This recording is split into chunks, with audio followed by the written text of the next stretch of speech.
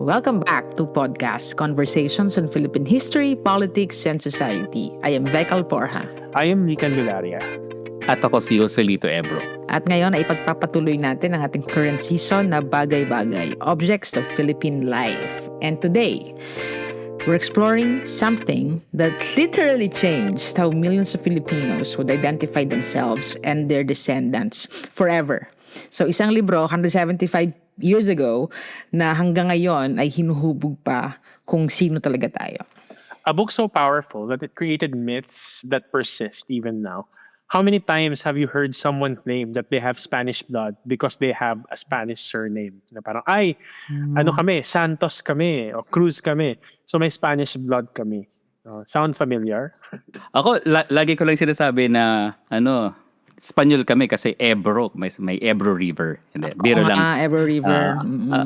Hindi, ang Ebro ay galing sa Bago City. Parang a town beside Dumaguete sa Negros. Yeah. Ngayon, pag-uusapan natin, bakit ina-identify natin yung mga apelyido sa mga lugar, Oo. So, yung totoong kwento involves a frustrated Spanish governor and an administrative nightmare during this time.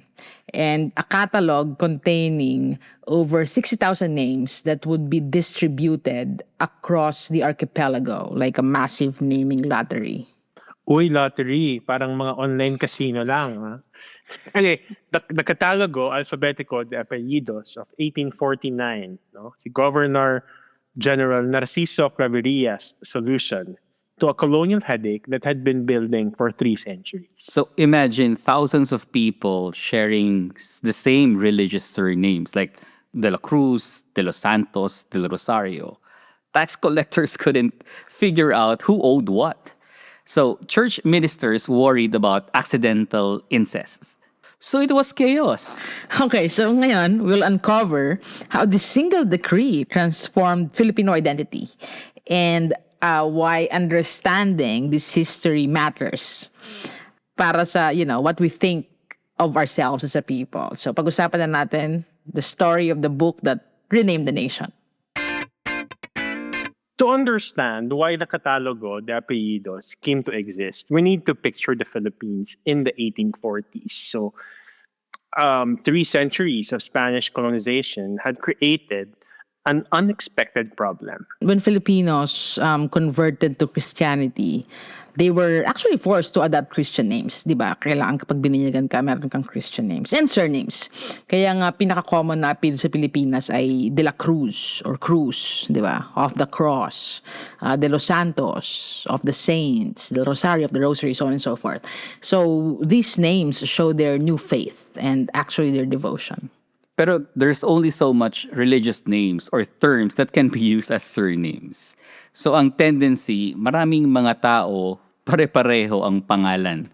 So by 1840s, you'd have entire towns where half of the population was named De La Cruz. Like, for example, try collecting taxes when you can tell Juan de la Cruz, the farmer, from Juan de la Cruz, the fisherman, from Juan de la Cruz, the merchant. So, ang hirap, di ba? Ang hirap po. Imagine ko tuloy, may point po na para tayong Korean, no? Park at Kim at ang mga lang. Kim? Oo, ang laking yan, no? Kumbaga, logistical nightmare at records din. At it will come to a head nung panahon ni Governor General Narciso Clavería Izaldua. Itong si Clavería, kakaiba siya from different Spanish administrators. He was born in Catalonia in 1795 and he actually traveled throughout the provinces, no? Something unusual for colonial governors who typically just stayed in Manila. Yes, at dito nga sa mga pag-iikot-ikot na to, nakita niya yung naming chaos firsthand. So na-witness niya. In one town, he might find 100 unrelated families na all sharing the surname, that's Santos. Sa iba naman, everyone was Reyes. And he observed that natives in general lack individual surnames which distinguish them by families. At malaki yung implications nito at yung problemang dala niya. Kaya nag-snowball na. Military conscription. Like, imposible na matrack yung who had served for a specific regime. Inheritance disputes. Nightmarish yung multiple unrelated Juan de la Cruzes claiming the same property. Like marriage records. Priests even feared unknowingly marrying cousins because family relationships were impossible to trace. At napakalaking tabu niyan, no, Yun nga, sa oo. lipunan, no. Clavería had earned fame fighting Moro pirates in 1848 and he even gained the title Count of Manila. Pero yung tatak na iniwan niya ay not because of his military legacy, kung hindi yung kanyang administrative project that he initiated. On November 21, 1849, he issued the decree that would change Filipino naming conventions forever. Yes, and this administrative solution was actually quite ambitious. So he worked with Dr. Domingo Abella and they compiled the Catálogo Alfabético de Apellidos containing approximately 60,662 surnames. Ang galing. Saka hindi lang random yung mga names na ito, no? The Catalogo drew from multiple sources like Spanish surnames, but also included Tagalog, Ilocano, Cebuano, Hiligaynon even. And they included Hispanized Chinese names for merchant communities. Ang pinaka-interesting dyan for me ay yung fact na they organized distribution geographically by alphabet. And provincial capitals got surnames starting with A. Secondary towns received B surnames. Tertiary towns got C surnames, and so on. Oo, at sa Bicol kitang-kita yan. So the provincial capital Albay received A surnames. And coastal towns beyond Tabaco got B and C surnames. And then yung Sorsogon's coast naman, mga E hanggang L. And then from Iraya Valley, Daraga to Pulangi got surnames starting with letters M through S. So isipin mo, no, kapag may clerk, alam niya agad yung kung saan ang galing itong surname na ito. Like, okay, your town gets all the P, next town you're all Q, and so on. Brilliant and also absurd, I think. Yeah, actually, share ko lang kasi yung lola ko is from Bicol and her last name is Tevez. Sinasabi niya sa akin noon na sa town nila, lahat daw ng last names nagsa-start sa letter T. For some reason, hindi niya alam. So, naging apparent lang sa akin why when I became a history major. And when I was in high school, I met this friend na sabi niya, oh, nagkakatanduanes din yung lola ko. So, sabi ko, anong last name niya? So, parang Torrenueva daw. So, I asked my lola, ang sabi niya, kamag-anak natin yan. So, may mga ganong, because of this thing in the 1840s, 1849, it now made it possible to know these connections. So how interesting how something that happened like hundreds of years ago impacts us today. Before we continue, how this was implemented and who was affected, this catalogo, this distribution of last names, mag-break muna tayo, no? And when we return, we'll explore the dramatic human stories behind the decree, including why our national hero, Jose Rizal, ended up with so many names.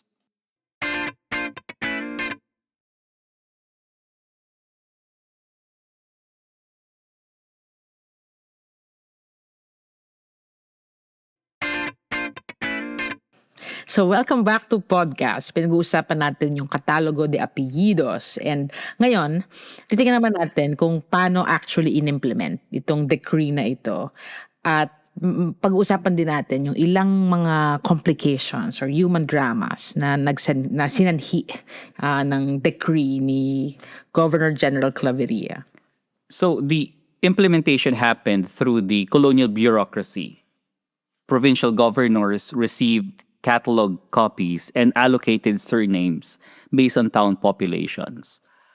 Parish priests then distributed lists to barangays. So organized itong prosesong ito. So, organized at formal yung proseso at kailangan may witness, no? On the local level, the gobernadorcillo, the cabeza de barangay, and two respected principales had to be present. The fathers or the eldest family members would choose from their town's assigned list. So, yung ibang mga pamilya, swerte because they ended up with, magandang pakinggang mga apelido. Yung iba naman, hindi masyado. Halimbawa ako, yung apelido ko ay Alporha, pero yung original niyan, yung mga, mas matatanda sa amin, yung mga lolo ko, yung original spelling niyan ay Alforha with the F instead of P and J instead of H, na ang ibig sabihin sa Spanish ay saddlebag. Parang iba nagtatanong like baka may Muslim connection kasi Yes, 'di ba? oo. Pero I think mas malapit Mm. doon nga. Sa saddlebag kasi pag tinignan mo sa Spanish dictionary yung ibig sabihin niya. Pero kasi yung Arabic connection ay because, di ba, Spain was under the Moors. Oh, Oo. yeah, yeah, yeah. Oo. Yes, for hundreds of years. Pero swerte pa ako eh. 'Di ba? Kahit random object yung ibig sabihin ng apelyido namin. Kasi yung iba talaga ay because the catalog actually included embarrassing names. So, Baboy, Gago, may mga ganon.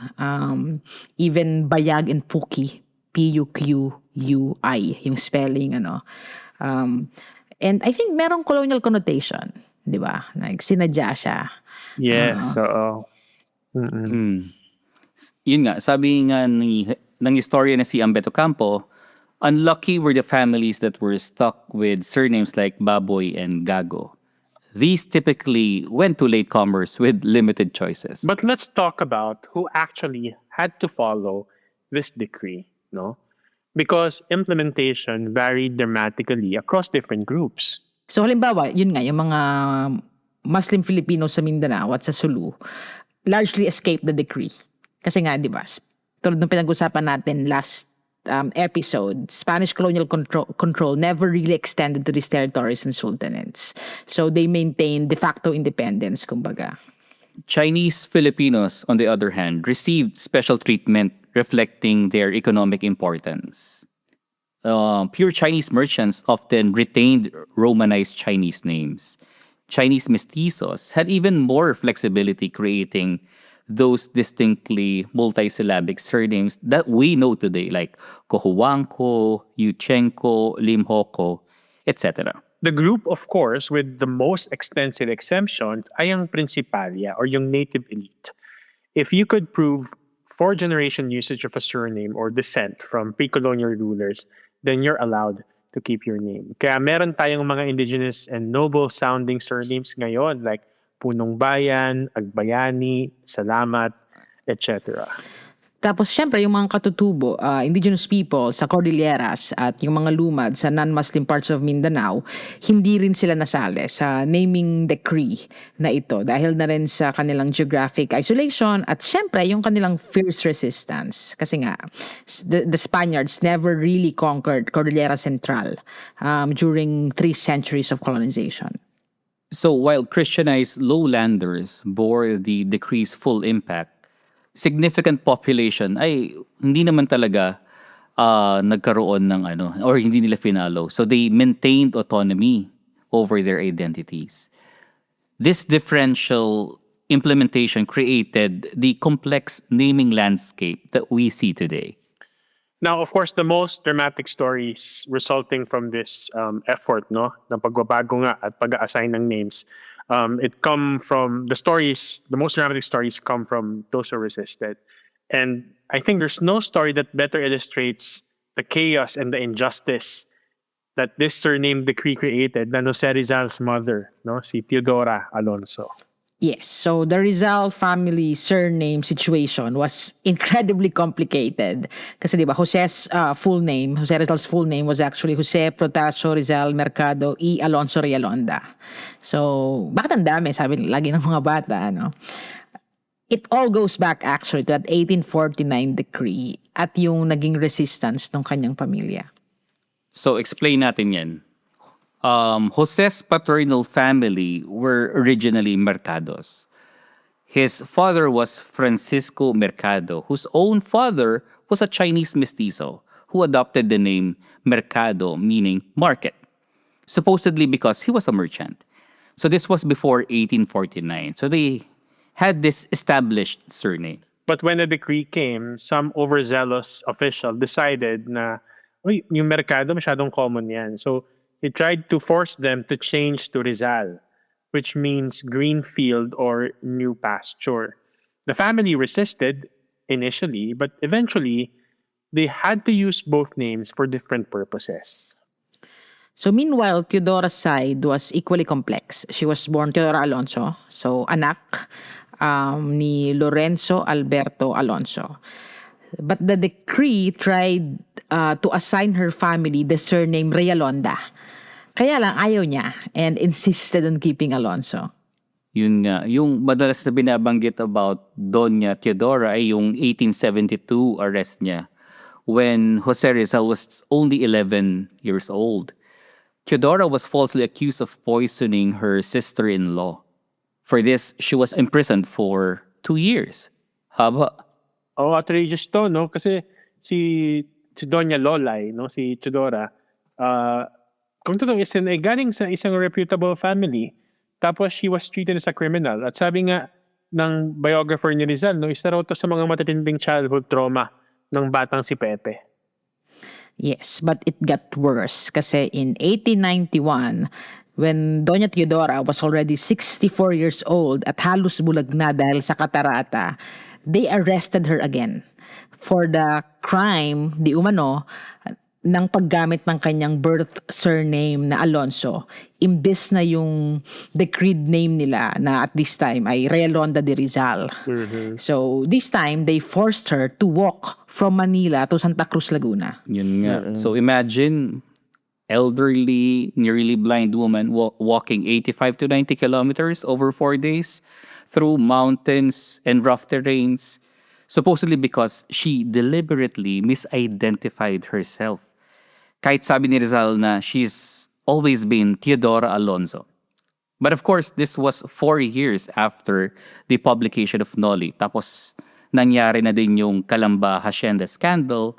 So talagang pinag-iinitan na yung pamilya nila. But what they did to that old woman was so atrocious that when the Laguna governor saw her condition, he was appalled and he immediately released her. But, you know, the damage has been done. Naka 90 kilometers na di ba? Ano ba namang ano mo ron? Diba? Parang thank you, Alam, bumalik, di ba? By that time, si Rizal na nasa Europa na nun, no? And when he heard about his mother's ordeal, talagang lalong lumalim yung kanyang galit, no? Kasi this is obviously a result of colonial abuse. Oo, yung galit niya talagang nag-reflect yan sa mga sulat niya kay Blumentritt. Kasi nagsasabi na, this is so absurd. She's always been Teodora Alonso. Everybody who knows her knows she's Teodora Alonso. Tapos biglang may ganito. So talagang mga fabricated na charges, di ba? Mema, kumbaga. Yes. Pero this explains why Rizal himself used different surnames strategically. So in his writings, he was Rizal. In family matters, minsan Mercado.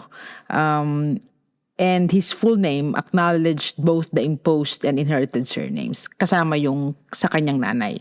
Yun nga. Even Rizal recognized na confused siya sa mga ganitong scenario. Because when he enrolled at Ateneo, he used Rizal because his brother Pasiano, who used Mercado, was already marked as a Gomburza sympathizer. So the surname decree had turned family names into political weapons.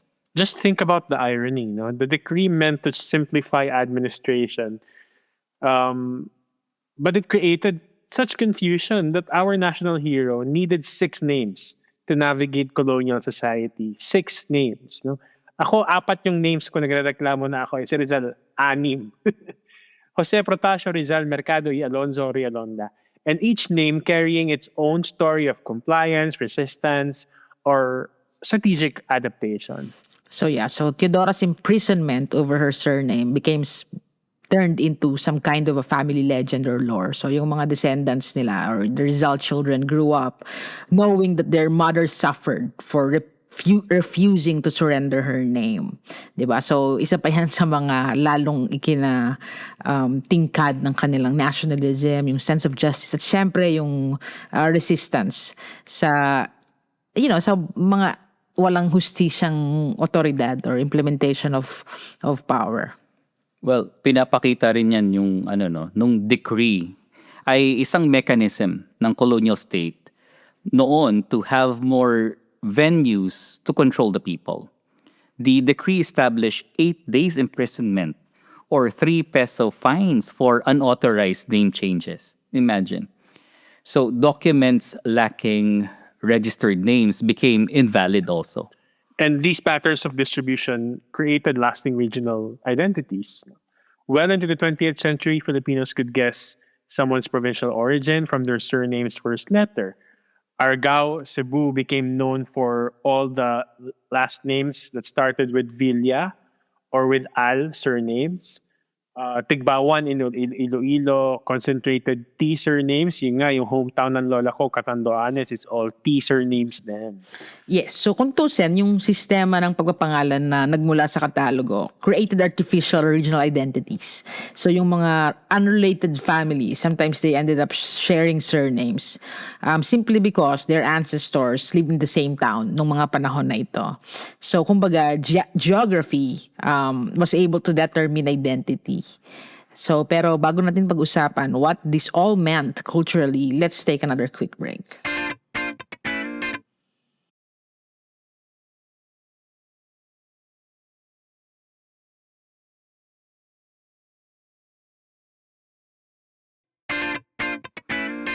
Welcome back. And we're exploring how the Catálogo de Apellidos shaped Filipino identity in ways that persist today. Now let's address the elephant in the room, the myth that refuses to die. Ano to? Ito yung yung ang daming nagkiklaim ng Spanish ancestry no sa Pinas dahil kasi nga yung last name daw nila. I mean, to be fair, ako rin, middle name ko kasi is Pamplona, and nung bata ako nalaman ko na Pamplona is a place in Spain where it's popular for bullfighting. And sabi ko, siguro galing kami ng Pamplona, yung descendant ako ng Espanyol, mga ganyan. So pero actually multiple genetic studies na ang nagpatunay na 1 to 3% lang ng mga Pilipino ang may Spanish ancestry. Pero ayun nga, approximately 90% of us carry Spanish surnames. So numbers are striking. Like Stanford University research confirms that minimal genetic legacy. A 2021 study of over 1,000 individuals from 115 Filipino indigenous communities found less than 1% that had any West Eurasian admixture. And colonial census data actually supports this, no? The 1591 Spanish census counted only 600 pure Spaniards among 667,612 total inhabitants. That's 0.09%, no? Even by the late 1700s, Spanish-Filipino populations averaged just 5% nationally. Tama. And kung ikukumpara to halimbawa sa Latin American colonies where Spanish indigenous mixing was extensive, ibang-iba talaga, ano. Kasi nga naman, yung geographic isolation natin and distance, limited Spanish migration. Tapos I think meron ding racial aspect talaga yan. Kasi may mga colonial policies that discouraged intermarriage or miscegenation. So, iba talaga yung naging demographic natin sa ibang mga former Spanish colonies. So, kahit gano'n, no, nagpe-persist pa rin yung myth na ito. Like, a research on colonial mentality by David and Okazaki found it affects 30% of Filipino Americans explicitly and 56% implicitly. Tsaka kasi rooted din siya sa kasaysayan eh. Kasi even the Principalias during the time of colonization actively promoted false Spanish ancestry claims. Kasi it really is a way to, it's a vehicle for social mobility during the colonial times. So these fabricated family stories became accepted facts across generations. Na parang andali nang sabihin na, yung anak ng praile, nabuntis ng praile yung ganyan. So kami yung produkto. Even if it's something so salacious like that and problematic, parang as long as you can claim ancestry, parang it's a kind of iba kami, parang kolonyal. So parang basta maging tisoy, tisoy. Oo, yun kasi yun no? Tama, ano. Di ba ngayon nga, may mga bumibili ng mga souvenir na coat of arms ko sa Madrid. Yeah. Tapos ginagawa siyang proof ng Spanish lineage. Parang gago. Pero, di ba, talagang merong psychological need to claim European heritage. And I think it reflects deeply to colonial trauma. But here's what we've lost, no? Pre-colonial Filipinos had sophisticated naming systems reflecting environments, relationships, and cultural values. The Tagalog tradition was particularly remarkable. So ito yung nawala dahil dun sa decree na ito. Yeah. Halimbawa yung sa Tagalog tradition, yung parents would change their own names based on their children. A chief might abandon his birth name following, of course, his son's name. Kunyari, yung anak mo ang pangalan ay Kalaw, um, ikaw na tatay ni Kalaw, ang itatago mo sa sarili mo ay, ako si ama ni Kalaw. No? So parang you're the father of Kalaw. And the mother becomes ina ni Kalaw. So the mother of Kalaw. So pinapakita nito no kung gaano ka-dynamic no yung lipunan na ang nagbabago ng pangalan yung parents instead na yung anak. Alam ko rin na sa Korean ganito sila na parang yung tawag nila sa anak nila parang kunyari Jihon Oma, parang mother of Jihon na yung tawag sa nanay. Parang ganoon. So Kaya pala sa mga Korean novela, yung subtitle, oo. like Jihoon's dad, like, di ba, ganun yung nakalagay. Oo. Like, nire-refer nila yung mga tao na mom, Jihoon's mom or whatever. Oo, or yung tawagan ng mag-asawa, nagiging ano na parang mom of Jihon, father of Jihon, parang ganoon na yung tawagan nila. Parang it's a way of recognizing na hey, we're parents now and our identity as parents is because we have children. So I like that idea of this family naming tradition. Yun nga. Also, name describe birth circumstances like maliwag for difficult births. They also captured anticipated qualities like malakas for strength. Kami from Romblon, yung sa side ng mother ko ay mabunga. So, fruitful. So, oo nga. or Yeah. parents just chose what they fancied, like daan for road, damo for grass. Yeah. Meron ding location-based naming traditions. No? Halimbawa, Kato Tabing Dagat, beside the sea. Kato Ginobatan from the forest. Taga-bukit, no? Highland dweller or mga nakatira sa bundok. So in a way, your name actually tells your story, your origin, and your connection to the land. Di ba? Ang ganda. At tulad ng binanggit natin sa simula, some indigenous names survive through elite exemptions o kaya sinama dun sa katalogo, 'di ba? Halimbawa, Lacandola, 'di ba? O Makapagal meaning tireless, Dimayuga meaning defiance, Panganiban meaning to be cautious, 'di ba? So they persist today as echoes of our pre-colonial past. Hindi lang yan. Yung Catálogo also incorporated many indigenous surnames like various Gat names like Gatmaitan, Gatdula, Gatchalian appeared on page 54, Makapagal on page 79, so Tagalog, Ilocano, and Cebuano names throughout. But most single names or single name identifiers and location-based names vanished forever. In a way, no, we can call this the 1849 genealogical wall. So it's a kind of an almost impenetrable barrier to tracing pre-colonial ancestry. Kasi, yeah, I mean, church records show dramatic inconsistencies as family transition between naming systems. So ngayon, hanggang ngayon, mas preferred sa atin yung mga Western sounding names for children. Kahit na ang dami-daming mga indigenous names na ang gaganda, di ba? Like Laya, di ba? Or Marikit, mga ganon. Ganda kayo. So when given options between Spanish and indigenous surnames in the catalog, most families chose Spanish names kasi mas social pakinggan. So Rizal satirized this sa Noli. Naalala niyo ba si Doña Victorina? Di ba?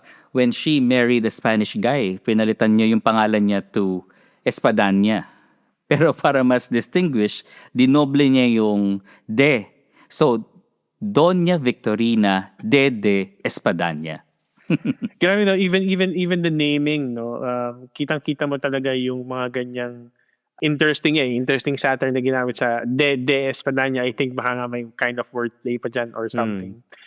But I think ultimately what we can say is that traditional indigenous names were central to our ancestors' identities and relationships in a way because it carried spiritual significance, connections to our ancestors, poetic natural descriptions, tapos lahat ng ito naglaho within a generation.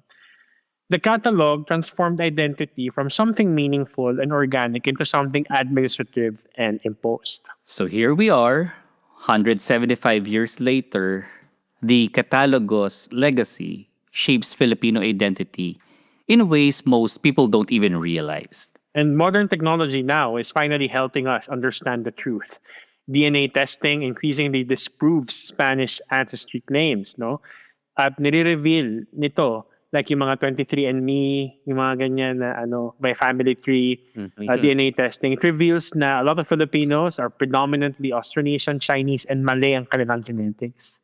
Pero hanggang ngayon talaga yung myth na to, yung ganitong paniniwala, natutuloy-tuloy pa rin. Kahit sa social media, makikita mo, may mga Pilipino na nagke-claim ng mga Spanish heritage. Like minsan sa TikTok, may nadaanan ako na ini-insist niya na yung pamilya niya daw ay Spanish because they're named Fernandez. 'Di ba? So pwede naman, pero malamang hindi. I mean, given the record of, the percentage of Spanish people who actually settled in the Philippines. Pero yun nga, why is there a need to Para even saan? say that? Like, I don't know about the Filipino-American communities, no? Kasi I think medyo rife sa US lalo na to say na, I'm part this, I'm part that, and so on and so forth. Bakit hindi na lang we're Filipinos? We're Filipino. I mean, bakit kailangan natin laging magkaroon ng signifier ng something else na outside of our identity when at the end of the day, we're just Filipinos?